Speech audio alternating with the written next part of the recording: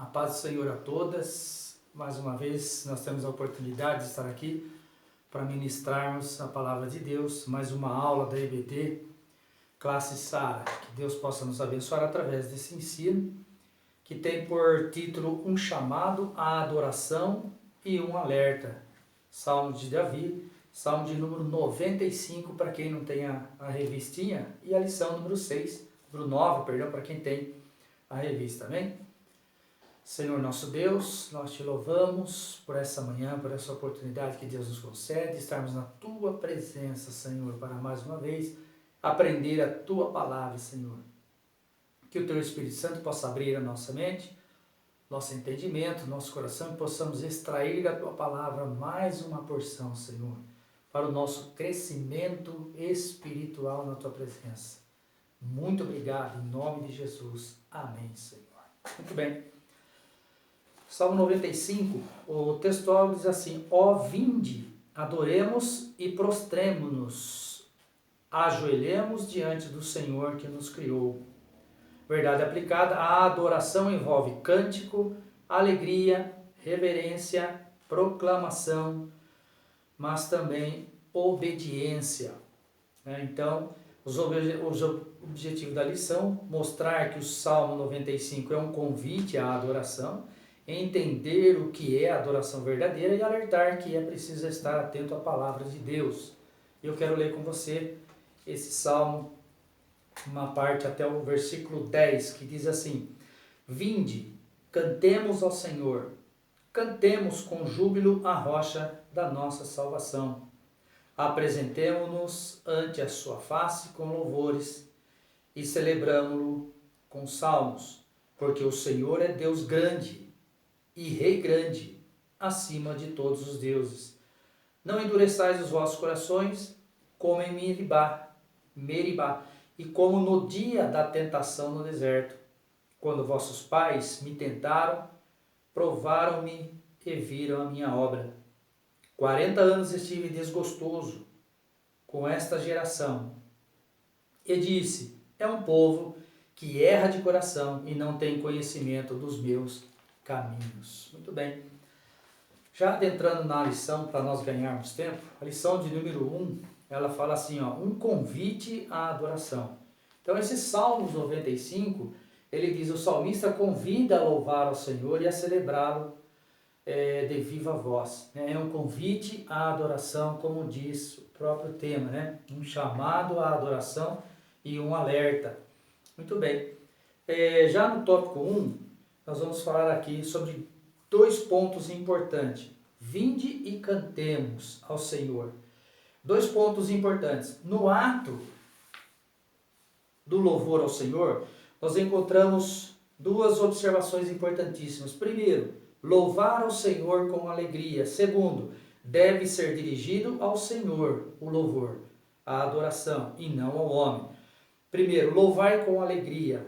Por quê? A alegria apresenta nosso contentamento em servir ao Senhor, isso é, com prazer, reconhecimento pelo que Ele é. Então, toda adoração e todo louvor que é dirigido ao Senhor, ele deve ser com júbilo, com alegria, com gozo, porque sempre reconhecendo as maravilhas do Senhor Deus sobre a nossa vida, os milagres de Deus sobre a nossa vida.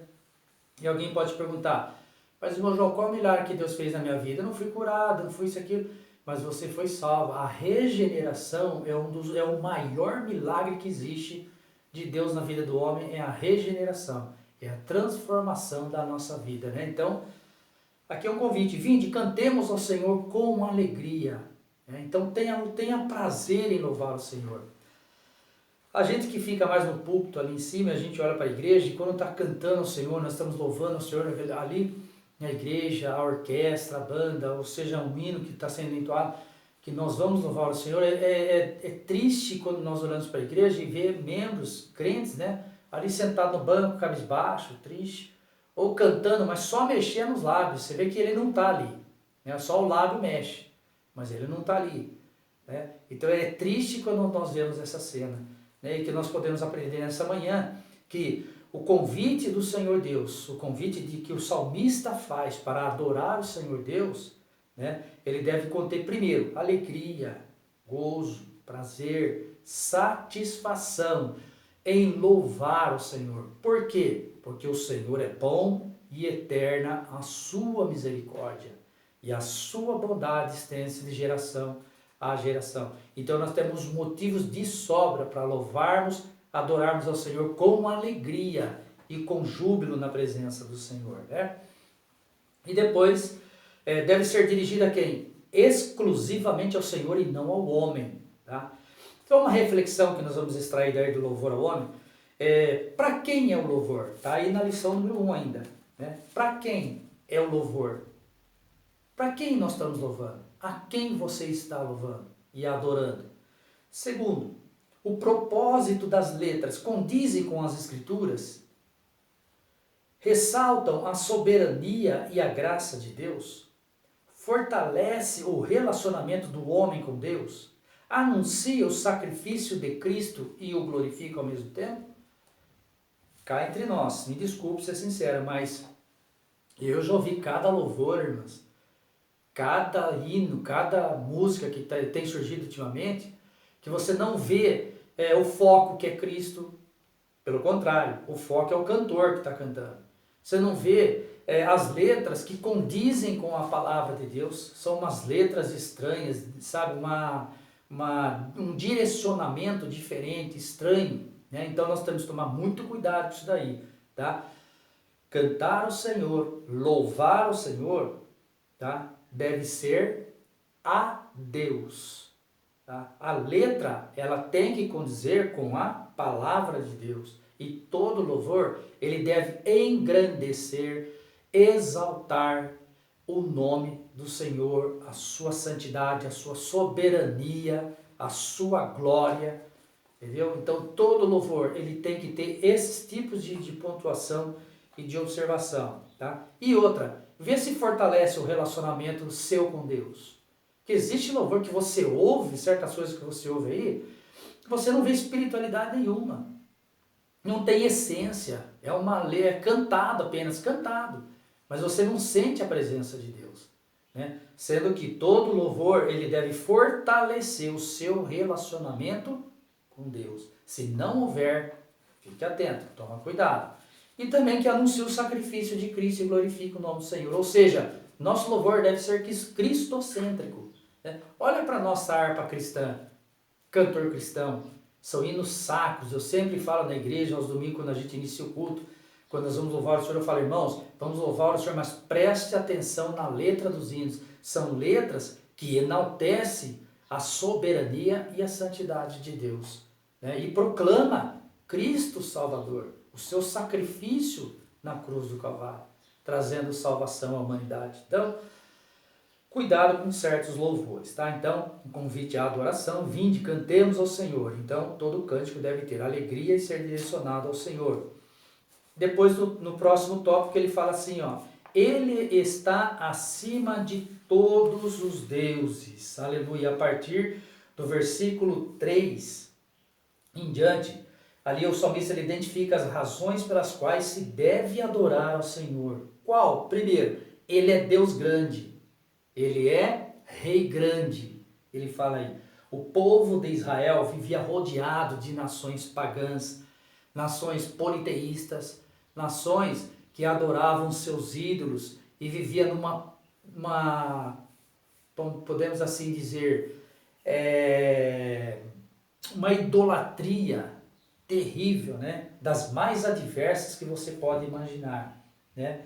E eles imaginavam que o Senhor Deus de Israel fosse uma divindade local, ou seja, um Deus de uma nação pequena. Essa era a noção que as nações tinham a respeito de Israel até então, né? Então daí o salmista ele chama o povo aqui, louvinde, cantemos ao Senhor, louvemos ao Senhor. Primeira razão, por quê? Porque é Deus grande e Rei grande, aleluia.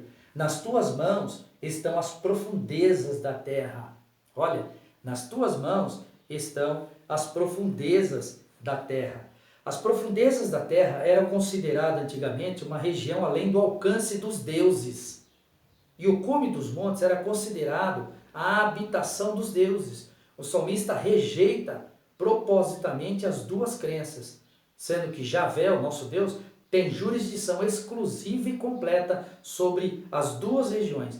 Ele tem o direito e o controle de todas as coisas, tanto das profundidades da terra, quanto das alturas, dos montes e das montanhas. Ele é Deus do monte, Deus do vale. Ele é Deus acima do céu e embaixo da terra. A Ele pertence todas essas coisas, né? Ele é dono de toda a terra e de todos os céus. Tudo foi criado por Ele e para Ele, né? São todas as coisas. E a Bíblia diz que no princípio o Senhor Deus criou os céus e a terra. A terra, ela surge pelo poder da sua palavra, né? Pelo poder da sua palavra. E deu ao homem um cenário para que ele pudesse viver, os animais, as verduras, a água, o ar, o seu habitat próprio. Então Deus deu tudo isso para o homem. Então, por essa razão, é preciso cantar com alegria em adoração ao Senhor.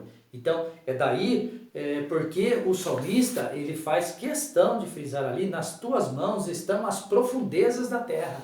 Porque os pagãos eles criam que as profundezas da terra pertenciam aos deuses, né? Então aqui ele deixa bem claro que do Senhor é a terra e toda a sua plenitude. Aleluia. E a Bíblia diz assim que o Senhor Deus criou o céu e a terra e tudo que neles há são obras dos teus dedos, né? Glória a Deus. Então o salmista ele deixa bem claro aqui que o Senhor Deus, ele é dono de toda essa jurisdição. Acima, os montes, as profundezas da terra e tudo mais, né? Muito bem. Dando continuidade ainda aqui, 2. Entendendo o que é adoração, no tópico 2. Entendendo o que é adoração. Glória a Deus. Na lição número 2. Salmo 95, 6, ele diz assim: ó vinde, adoremos e prostremos diante do Senhor que nos criou. Tá? Existe aí, que ele postou aqui, 3 tópicos na adoração, né? Primeiro, adorar, joelhar e prostrar, que ele fala aí no Salmo. Adorar, joelhar e prostrar. Adorar consiste em prestar reverência, humilhar-se diante do eu sou, reconhecendo sua soberania, rendição da nossa vontade a Deus. Então, a adoração, ela compreende isso, tá? Em prestar reverência, se humilhar diante de Deus, reconhecer a sua soberania e rendição da nossa vontade a Ele. Ou seja, reconhecer, né, que somos totalmente dependentes de Deus. Amém? Confiar nele sem nenhuma sombra de dúvida, entregar de fato a nossa vida ao nosso Deus. Então isso é adoração, é render-lhe glória, render-lhe louvor, prostrar, ajoelhar, se humilhar, adorar o nome do Senhor.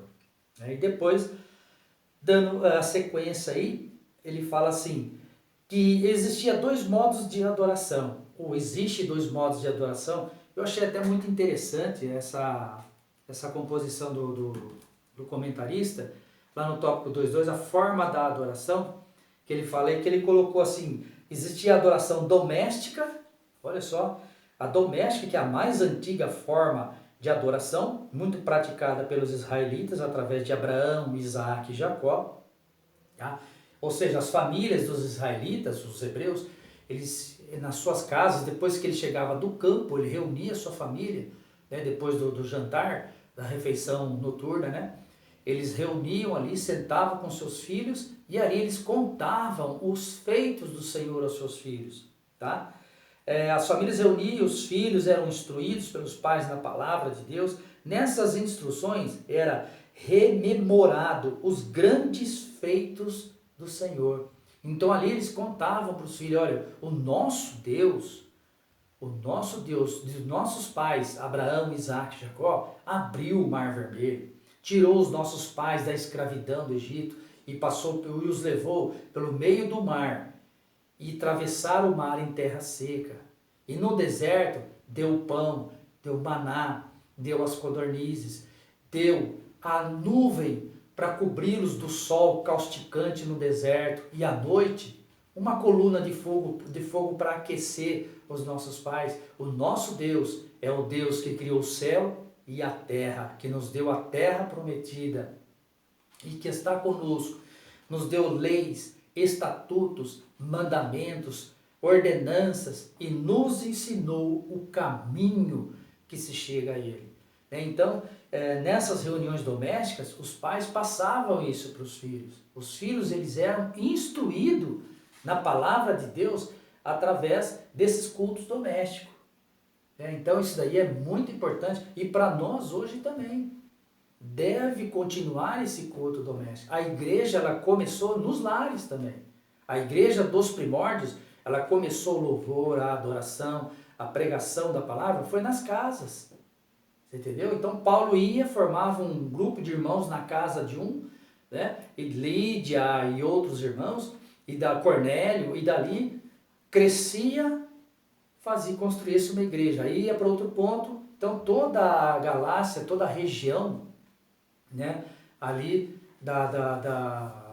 de Israel foi feita assim, né, as igrejas elas cresceram assim, Tiatira, Sardes, Esmirna, Pérgamo, Filadélfia. Se você ver a história dessas igrejas, todas elas cresceram dessa forma, e hoje em dia não é diferente. Nós temos congregações, várias delas que nasceram dentro de lares, dentro de casas, você entendeu? E quando ela cresceu, aí alugou-se o terreno, um salão, fomos para o salão, cresceu, começou a dar fruto, compra-se um terreno, constrói-se a igreja. Então, aqui eu achei interessante que os modos de adoração eram os domésticos, que é o mais antigo, né? Que é isso que eu acabei de falar, e depois existia o modo público, que refere-se às diversas festas solenes que Israel fazia, que tinha por objetivo relembrar os feitos de Deus, entre elas a Páscoa, o Tabernáculo e a festa do Pentateuco. Lembrando vocês que estas adorações públicas, que envolviam as festas solenes, todas elas o povo vinha do campo, vinha da onde que ele estava, e ele trazia ali uma porção, e ninguém vinha de mãos vazias. Todos traziam algo para oferecer a Deus através do sacerdote. Então, aqui era uma forma de adoração pública, e hoje, graças a Deus, nós temos as nossas igrejas, temos o nosso templo, onde ali nós adoramos ao Senhor de forma pública, onde nós nos encontramos os nossos irmãos, comungamos com eles, cumprimentamos, abraçamos, partilhamos uns aos outros as nossas necessidades, né? As nossas alegrias, as nossas, muitas vezes, tristezas até, mas enfim, é uma forma de adoração pública, né? Que o comentarista da revista ele faz questão de observar aí, né? Sobre essas formas de adoração. Isso é interessante e importante pontuar também. E a forma de adoração? Qual é a forma de adoração? Muito bem. Em espírito e em verdade. João capítulo 4. Tanto judeu como samaritano estavam preocupados com os aspectos externos da oração, ou seja, rituais, e com o local, ou o lugar aonde se devia adorar Jeová, o nosso Deus. Os nossos pais dizem que nós devemos adorar no monte, o outro em Jerusalém. Então havia aquela disputa, aonde adorar a Deus? Ou talvez, quem vai adorar melhor a Deus? Os judeus ou os samaritanos? Então existe essa questão, essa preocupação, né? Aonde adorar, como adorar, a forma de adorar, né? Mas Jesus deu uma excelente explicação e esclarecimento a respeito da adoração, né? Jesus esclarece que a adoração deve ser em espírito e em verdade. Simbolismo sem substância não tem qualquer valor para Deus. São apenas cumprimentos de rituais. Então, aonde se deve adorar? Todo lugar é lugar de adorar ao Senhor. Às vezes você está num ônibus, no circular, você fica ali, muitas e muitas vezes eu fiz isso, está no cantinho ali, eu fechava os olhos ali e começava a adorar a Deus. Adorar o Senhor. Relembrar dos feitos que Deus fez na minha vida, na minha família, na igreja do Senhor, lembrando da palavra, hinos ali, adorando ao Senhor, muitas vezes com um fone de ouvido ali, um hino maravilhoso ali, eu chegava, quantas vezes no ônibus, a lágrima descia, no carro, dirigindo para o trabalho, ali ouvindo um louvor, a lágrima derramar, falava em línguas estranhas no carro, quantas e quantas vezes, até hoje. Então, isso daí é uma forma de adoração. Então, não tem um lugar específico onde nós devemos adorar. Nós devemos nos preocupar em que a nossa adoração, ela deve ser com alegria, com cântico, com comprometimento, responsabilidade diante do Senhor. Sempre reconhecendo a soberania de Deus e a sua santidade. Amém? Então, a forma de adoração que os judeus eles se preocupavam muito era o local, aonde e a forma de ritualismo que eles tinham. Ou seja, uma religião formalista, né? É uma adoração formal. Deus não tem prazer nisso. Deus tem prazer na essência do adorador, na essência da adoração, na essência do louvor, que é aquela que nós fazemos de coração para o Senhor. É quando nós rasgamos o nosso coração na presença de Deus e com lágrimas, com súplicas, com cânticos, louvor. Então Deus se agrada disso. Amém? Então, forma de adorar, que é o que está aí na lição número 2, tópico 2.2. E depois, prosseguindo, vem a atitudes para uma verdadeira adoração. Isso também é muito importante, as atitudes que está no 2.3 aí, atitudes para uma verdadeira adoração. Muito bem. Quais são essas atitudes? Primeiro, ter uma vida de oração, através dela cultivamos nosso relacionamento com Deus. Então, a oração, tá? A oração, a atitude de adoração, ela começa com a oração. Por quê? Porque a oração nos leva a cultivarmos o nosso relacionamento com Deus. Né? Como vamos relacionar com o Senhor se nós não falamos com Ele? Se nós não oramos, se nós não buscamos a Sua presença? Então, uma das atitudes bastante relevantes é a nossa oração. Segundo, meditação na palavra de Deus. Então, é preciso conhecermos a palavra de Deus para prestar ao Senhor um culto racional, com sabedoria e uma fé viva, cheios de amor e esperança. Meditação na palavra de Deus. O que é meditar? É eu ler um texto a respeito de Deus, a respeito do Senhor Jesus Cristo, e através dessa leitura, eu meditar nela, por que foi escrito, como, onde foi escrito isso daqui. E trazer para a sua vida, trazer para os dias de hoje e meditar, será que eu estou em conformidade com a palavra? Será que eu estou vivendo uma vida de modo a agradar a Deus? Né? Será que eu estou conforme a essa palavra que acabei de ler? Então, a meditação, ela nos leva ao conhecimento de Deus. E não tem coisa melhor, irmãs, nessa vida do que você adorar sabendo quem você está adorando. Entendeu? Uma adoração genuína, ela se dá no coração daquele que tem conhecimento de Deus. Então você adora pelo que Ele é, você adora pelo que você conhece, aleluia, ao Senhor Deus. Então, meditar na palavra de Deus, tá? É preciso conhecer ao Senhor. É preciso conhecer o Senhor. Quanto mais conhecimento nós temos do Senhor, mais nós crescemos na fé, mais nós crescemos na graça, mais nós nos expressamos diante dele com sabedoria, com a consciência. Você entendeu? Que é o culto racional que nós temos que prestar ao Senhor. O culto racional, a adoração racional. O que é isso? É saber quem eu estou adorando e por que eu estou adorando. Então, isso é muito importante. Daí o porquê conhecer a palavra de Deus, ler a Bíblia, participar da IBD, participar dos cultos de ensino. Isso é muito importante e muito relevante. Amém?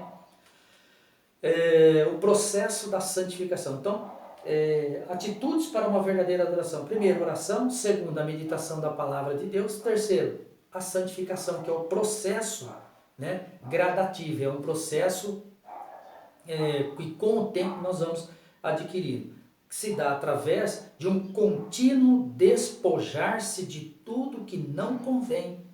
Olha só, a santificação é isso daí, é aproximar-nos de Deus e distanciarmos das coisas do mundo. Coisas do mundo, quando eu falo, é do pecado, coisas que não agradam ao Senhor. Então, ele se dá através de um contínuo despojar-se de tudo o que não convém aos que estão em Cristo Jesus. E revestimento de atitudes que contribuem para o processo do nosso aperfeiçoamento em viver uma vida para a glória de Deus. Olha que coisa interessante. Então, isso é uma vida de santidade. A santidade, ela é progressiva. Então, santidade quer dizer aproximar-se de Deus, buscar as coisas que são de cima, as coisas que são de Deus. Então, quanto mais nós buscamos as coisas de Deus, quanto mais nós nos aproximamos de Deus, nós vamos nos santificando, tá? Então, eu acho importante, eu vou repetir, é revestirmos de atitudes que contribuem para o nosso aperfeiçoamento em um viver para a glória de Deus. Tá? Então, o processo da santificação é esse aqui, tá bem? Então, não é simplesmente orar, ler a Bíblia e depois cair no mundão, fazer as coisas que não deve, as coisas que não agradam ao Senhor, não. Aí segue-se a santificação. Você viu que uma coisa puxa a outra. A oração, ela tem que ser acompanhada da palavra, porque uma oração que está nos planos de Deus, uma oração que está no coração de Deus, nos propósitos de Deus, ela tem que estar baseada na palavra de Deus. Então, por isso eu tenho que ler e meditar na palavra de Deus para ter uma oração pela qual condiz com a vontade de Deus. Feito isso, nós temos que dar continuidade nesse processo, que é a nossa santificação. Você entendeu? Que tendo uma vida de oração, tendo uma vida na meditação da palavra, automaticamente ela nos levará a afastar das coisas do mundo e aproximarmos e nos trazer mais para perto de Deus. Tá? Essa é a santificação, que é o processo que se dá depois dessas duas aí. Então não queira santificar sua vida sem oração, não queira santificar sua vida sem a meditação da palavra de Deus. Porque o que nos leva a santificar é o conhecimento da palavra de Deus. É saber quem é Deus, é saber que Deus é santo e como que Ele quer que nós nos portamos na sua presença. Amém? Muito bem. E aí já vamos então para a lição número 3. Tá? Então, a adoração é a submissão de todo o nosso ser a Deus, tomar consciência de sua santidade e é o sustento da mente com a verdade. É a purificação da imaginação por sua beleza, é a abertura do coração a esse seu amor, é a rendição da vontade a seus propósitos. Amém? Muito bem. E a lição número 3, ele fala, é preciso estar atento à palavra de Deus. É preciso estar atento à palavra de Deus. Ouvir a voz de Deus. Ele fala, né? Ouvir a voz de Deus. Como assim ouvir a voz de Deus? Eu até coloquei uma coisa interessante. Aqui o salmista ele fala de obediência de seguir a sua vontade. Tá? No Evangelho de João, capítulo 4, versículo 3, está escrito assim, ó, as ovelhas ouvem a sua voz. Vou explicar por que eu estou lendo isso. As ovelhas ouvem a sua voz. E quando elas ouvem, elas vão após o pastor, e onde ele as guiar, e permanecem aonde ele determinar. Vou repetir. Quando elas ouvem, elas quem? As ovelhas. Ouvem quem? O pastor. Elas vão após ele, aonde ele as quer guiar. E permanecem aonde ele a determinar. Tá? Então, a voz do Senhor precisa ser ouvida todos os dias. Todos os dias. Tá? O que vem a ser ouvir a voz de Deus? Tá? Ouvir a voz de Deus é o que eu acabei de falar aqui. As ovelhas ouvem a sua voz. Veja lá no Evangelho de João, capítulo 10. Ela diz assim, as ovelhas ouvem a sua voz. E quando elas ouvem, elas vêm. Elas se aproximam do pastor. E quando o pastor anda, elas vão atrás. Isso é ouvir a voz do pastor. Isso elas dão a entender que elas ouviram a voz do pastor e entenderam o seu chamado, a sua voz. Entendeu? Então, nós precisamos ouvir a voz do Senhor Deus todo dia. O que você quer dizer com isso, pastor? Eu vou ouvir todo dia Deus falar comigo? Sim, mas não é uma voz audível, né? Não é literalmente falando. Acabei de ler aqui agora. Quando as ovelhas ouviam o pastor, o que elas faziam? Se aproximavam, caminhavam. Tá? A nossa vida diária, nós devemos ouvir a voz de Deus também. De que forma?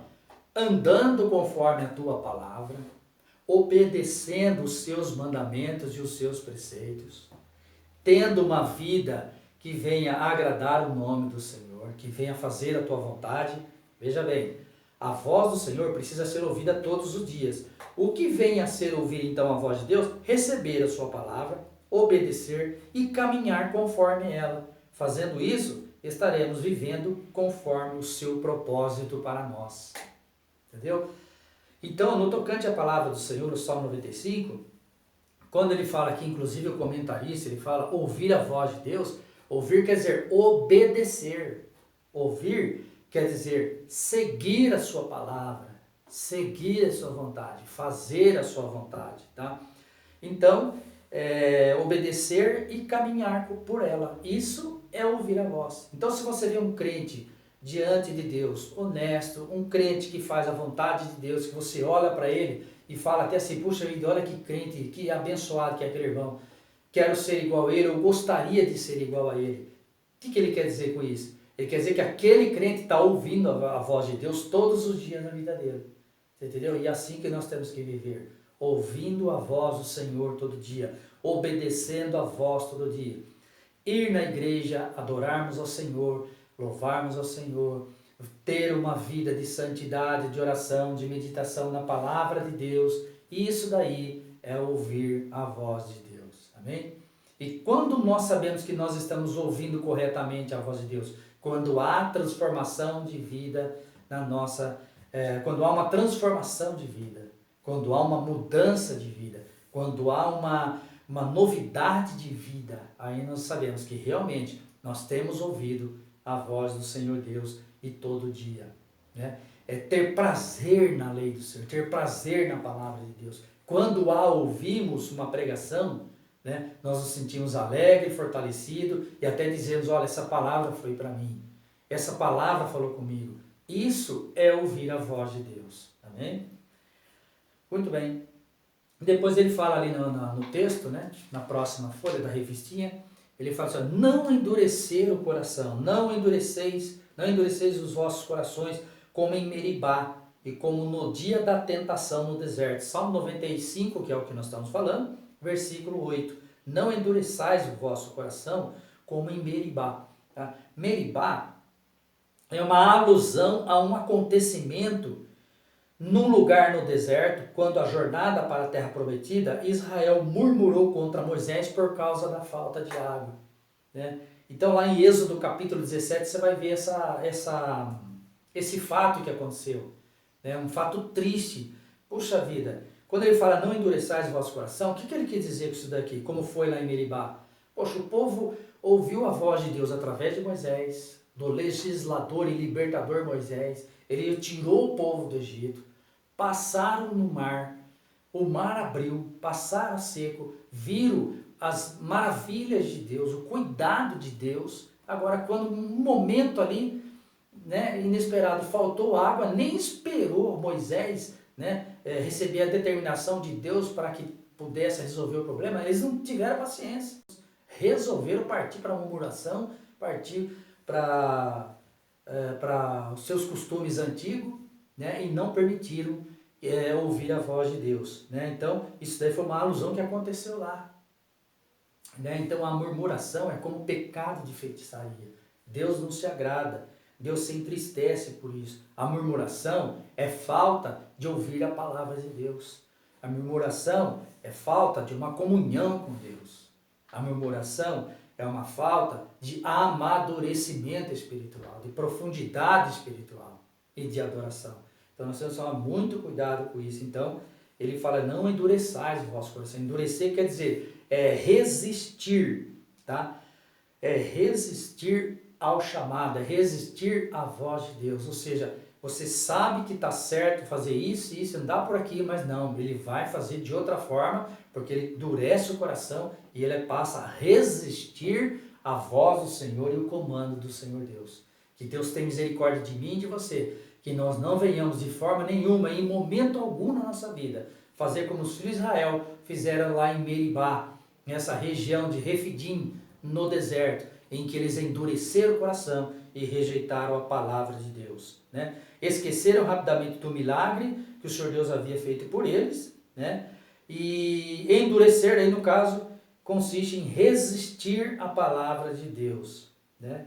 Então, sendo que ouvir envolve obedecer. Então nós temos que tomar muito cuidado com esse tipo de coisa. Que Deus possa abençoar-nos através dessa palavra que acabamos de vos falar. Lição de número 9, 31 de maio, um chamado à adoração, né? Como adorar, as formas de adoração, onde adorar, né? E o tempo, existe tempo? Não, qualquer momento é momento de adoração. Onde você estiver. Como? Em espírito e em verdade, porque Deus é espírito e importa que seus verdadeiros adoradores o adoram em espírito e em verdade. Então, esse Salmo 95, ó vinde, adoremos e prostremos-nos, ajoelhemos-nos diante do Senhor que nos criou. É um chamado à adoração e ao mesmo tempo um alerta. Qual alerta, irmão João? Cuidado, não endureçais o vosso coração, como fez Israel lá em Meribá no deserto, de forma nenhuma. Então, está aqui uma lição para nós guardarmos em nosso coração, mais uma lição. E aí eu queria finalizar dizendo assim, que está lá na revista, na última folha dessa lição, que ele fala assim, ó, é uma importante lição para nossos dias. Cantar, lembrar dos feitos do Senhor, mas manter o interesse e a disposição em viver de acordo com a vontade de Deus. Pois nesse salmo, em outro texto, ouvir envolve obedecer. Amém? Glória a Deus. Então, a conclusão, portanto, os salmos não são apenas hinos de adoração, mas também instruções e advertência para o povo de Deus não desprezar a importância da palavra de Deus e de cultivar uma vida de confiança e obediência à palavra de Deus. Amém? Então tá aí, essa é a conclusão da lição de hoje, nesse domingo abençoado que Deus nos proporciona, e que através desse ensino, dessa palavra, o Senhor possa abençoar grandemente a sua vida, em nome de Jesus. Outra coisa que eu quero comentar com você, compartilha esse vídeo, compartilha. Essa semana ligou alguém para mim pedindo, não é evangélico, mas pedindo para mim, João, manda aqueles ensinos que vocês têm, as pregações nos lives, manda, que você mandou uma vez para mim, aquilo lá foi para mim uma coisa muito importante, abençoei a minha família. Então, compartilhe esse vídeo, faz com que a palavra de Deus chegue aos demais corações e tenha alcance às demais pessoas, amém? Que Deus possa nos abençoar grandemente e ter uma palavra de esperança para você. Logo em breve vai acabar essa pandemia, Deus nos dará vitória, Deus nos dará uma igreja abençoada, avivada, transformada, renovada para a glória e o nome do Senhor. E ali juntamente nós estaremos louvando e bendizendo o nome do Senhor, adorando como Ele deve ser adorado. Amém? Deus abençoe você, em nome de Jesus. Um ótimo domingo, uma ótima manhã. Deus abençoe. Amém.